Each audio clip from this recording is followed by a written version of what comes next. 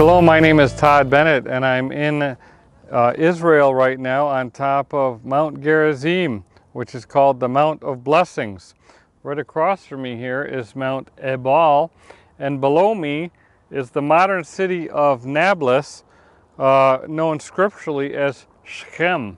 Shechem means between the shoulders, and it's located between these two very important mountains in the covenant journey of Israel.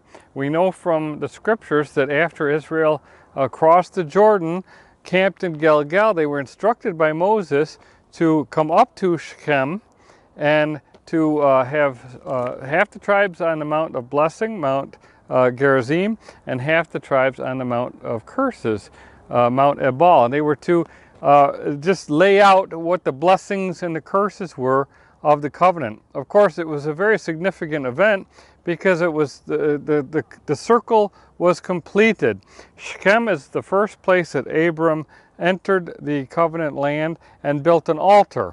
And so by Israel now coming in and building an altar on Mount Ebal and agreeing to the blessings and the curses, that was the fulfillment of the Abrahamic land covenant that we know of. So this is a very important site in scriptures. Anybody that's in the covenant, the Abrahamic covenant, should really care about this site.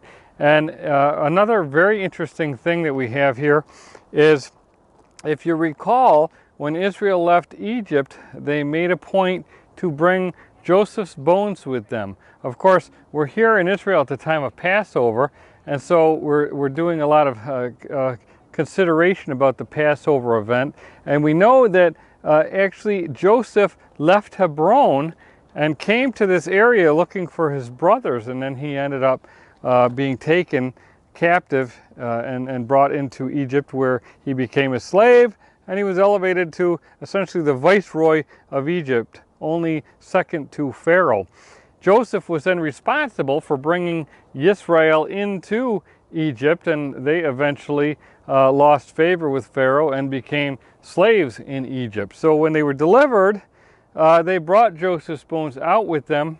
Joseph's bones wandered with them for the 40 years and eventually ended up resting in Shechem. In fact, that's the last thing we read about in the book of Joshua, as that Joseph's journey, his bones were finally laid to rest in Shechem. And we can see a monument down there in the center of Nablus where his bones are currently located.